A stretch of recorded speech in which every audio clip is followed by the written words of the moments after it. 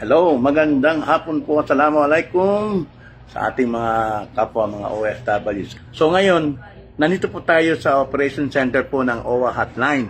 Ang ating gagawin po dito ngayon is bibigyan po natin ng mukha ang OWA Hotline kung saan dapat niyo pong makita at malaman kung ano po ba itong hotline ng OWA na lagi pong ina-announce ng ating administrator, si Admin Arnel Ignacio. Maging po kami, ako, lagi pong inasabi ito sa inyo, itong OWA Hotline. So ito po ang ating Director 2, si Attorney Sherlyn Malonzo po. Ma'am, magandang hapon. Pasensya na po sa istorbo. At ayan. So ang ginawa ko po ngayon, ma'am, ay nilagyan po natin ng mukha yung Operation Center po ng OWA para makita ng mga OFW kung ano po yung OWA Hotline. So ngayon po, ma'am, dahil kayo po yung head dito, and siyempre, kumusta po kayo, attorney? Hi, magandang hapon po sa ating mga kababayan, saan man panig kayo ng mundo. At sana ligtas po kayong lahat at masaya po, kahit malayo kayo sa pamilya niyo. Attorney, bilang head po ng ng Operation Center ng Hotline. So pwede po makahingi ng konting ano po ang pinaka main function po ng Hotline pag na-receive po ninyo yung mga problemang inilalapit ng mga OFW. Okay. Ang Operation Center po ang nag-handle po ng Hotline 1348. Kami po ay located dito sa central office po ng OWA sa F.B. Harrison Street po, Pasay, no? 7th Street Corner, F.B. Harrison, Pasay. Nandito po kami sa second floor. Kami po yung nag-handle ng Hotline 1348. So pag kayo po ay tumawag sa Hotline 1348, ano po yung mga dapat yung number po na dapat tawagan? Unang-una po, kailangan nyo po yung i-dial yung 1348 pag kayo po ay gumagamit ng landline po within Metro Manila. Pag kayo naman po ay long distance naman po, no? 021348 at pag gumagamit po kayo ng mobile phone. So, magdadagdag lang kayo ng 02. Pag kayo naman po ay nasa abroad, so dial po positive 632-1348 po. Ang ginagawa po namin, so nakita nyo, pinakita po ni Sir Bong Concha kanina, di ba? Inikot niya yung Operation Center. So, pag natanggap po namin yung call, ito po ay internet based siya. So, nakikita po yan sa aming desktop po. Pag natanggap na po namin yan, ini-encode po namin yun sa Electronic Case Registry System. Unang-una, kailangan po muna namin ang complete na detalye po. Ano po ito? So, importante po ito, buong pangalan nyo, buong middle name, and then, of course, your surname. At saan bansa ba kayo? E nagtatanong din namin, ano po ba yung problema nyo sa employer nyo? Habang tinatanong po namin ito, ay tinitingnan na po namin yung inyong database. Yung database po, kung nandoon ba kayo, kung kayo po ba ay na-process po ba ng Department of Migrant Workers, or kung kayo po ba ay undocumented. But, syempre, bago namin gawin to, hihingin po namin ang pahintulot po muna ng ating OFW o kaya ng kanilang pamilya, kung sino man yung humingi ng assistance, dahil may Data Privacy Act po tayo, no? Kailangan magbigay muna kayo ng consent na titingnan po namin yung information po about the OFW.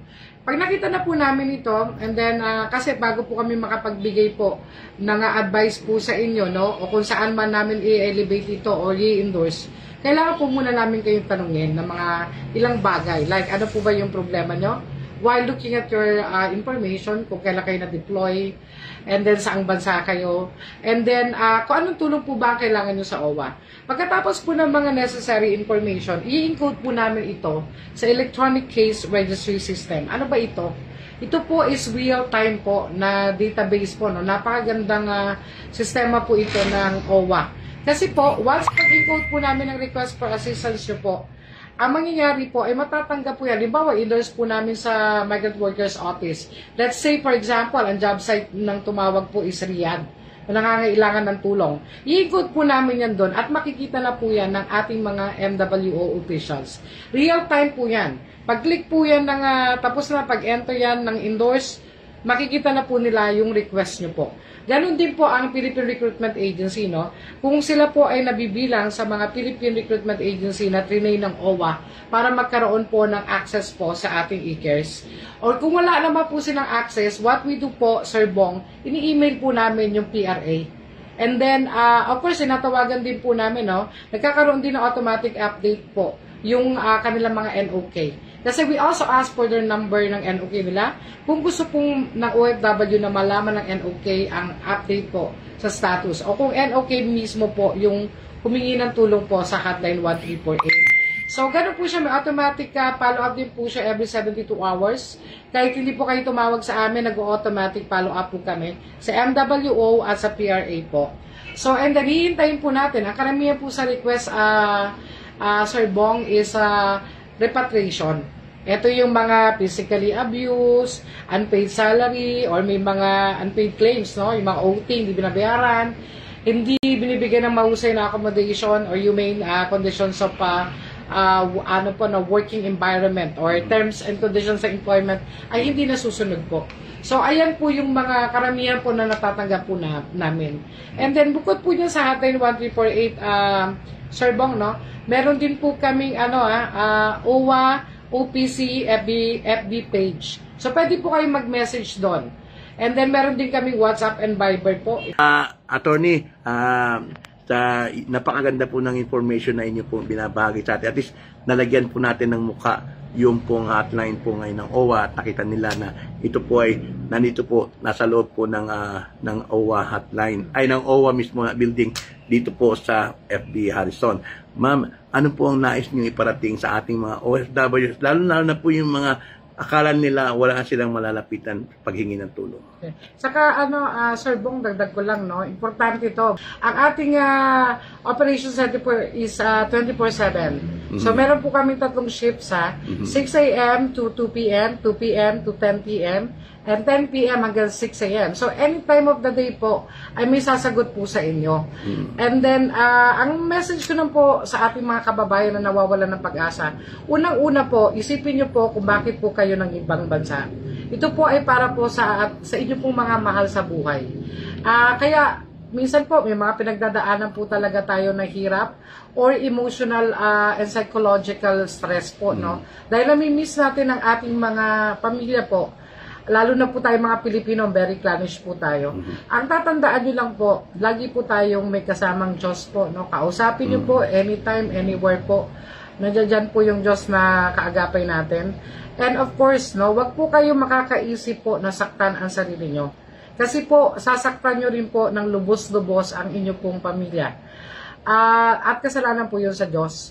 At ang lagi nyo nang tatandaan, pinakita po ni Sir Bong Concha kanina, no, ang napakarami pong numero po at ways para po yung inyong mga problema po kung kailangan nyo po ng kaagapay, no, nandito po yung OWA. And of course, mga ibang government agencies pa like Department of Migrant Workers. Pero sa OWA, nakita nyo, no, lahat ng platforms po, meron po kami na pwede nyo po kaming ma-access. So, kaya sa ating mga kababayan, kayo po ang modern na heroes natin at mabuhay po kayo. Tandaan nyo lang na ang OWA po, no, lalo na pag ginawakan na po ng OWA Operation Center ang inyong kaso. At ng ating, in coordination sa masisipag na ating mga welfare officer po, na nakakalat po sa iba't ibang migrant workers offices natin.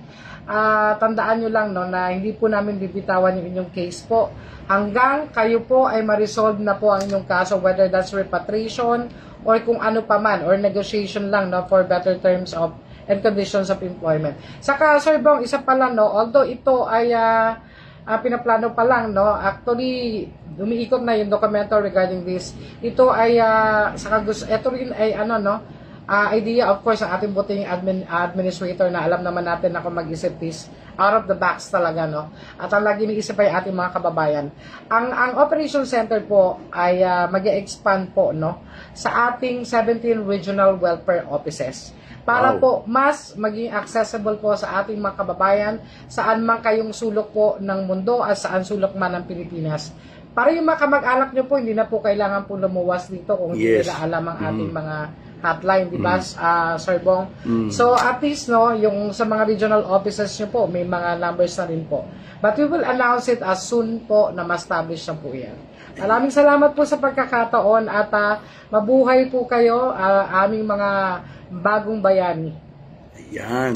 So, nakita niyo po, ayan po, si Attorney Sherlyn Malonzo at siya po ang pinaka-head po nitong Operation Center po na tinatawag na hotline po ng OWA. So, yan po lagi ko sinasabi sa inyo, sa mga kabayan. Lagi po natin binabanggit yan.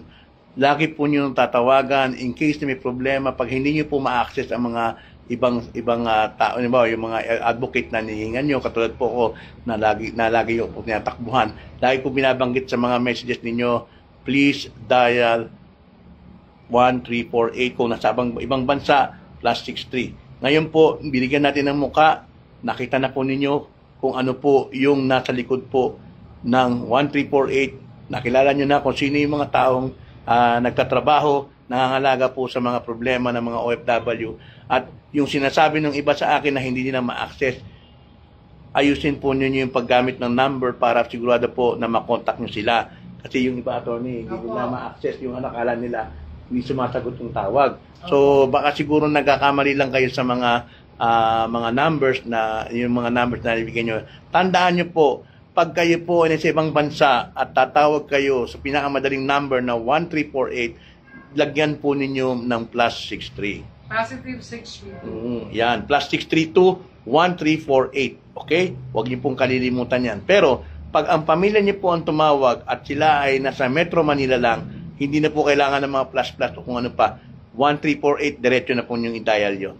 At kung nasa probinsya sila, halimbawa nasa Mindanao sila, lagyan lang po nila ng 02, tapos 1348. Pasok na po yan. Saka, Meron po. Sir Bong, meron pa pala tayong libre, no? Sa True PLDT, tindahan ni Bossing, Timbo.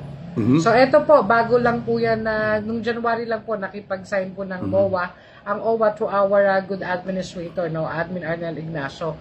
Ito po yung tindahan ni Bossing, no? So, punta lang kayo sa tinbo.ph ng PLDT. And then, mag-register po kayo doon. Bibigyan kayo ng smart virtual number. And then, i-register nyo yung smart virtual number na yan. And then, hintayin nyo yung email confirmation. Then, meron po doon makikita kayo, emergency call to OWA. Ito po ay libre for 5 minutes. Okay, ayan. So, narinig ninyo, napanood po ninyo. So, ayan. So, sa mga nanonood po ng mga OFWs, please, pakikalat po ninyo. Huwag po mawalan ng pag-asa. Meron po tayong OWA. Kaya nga sinabing OWA yung tatak OWA. So, nandiyan po sila para po magbigay ng tulong.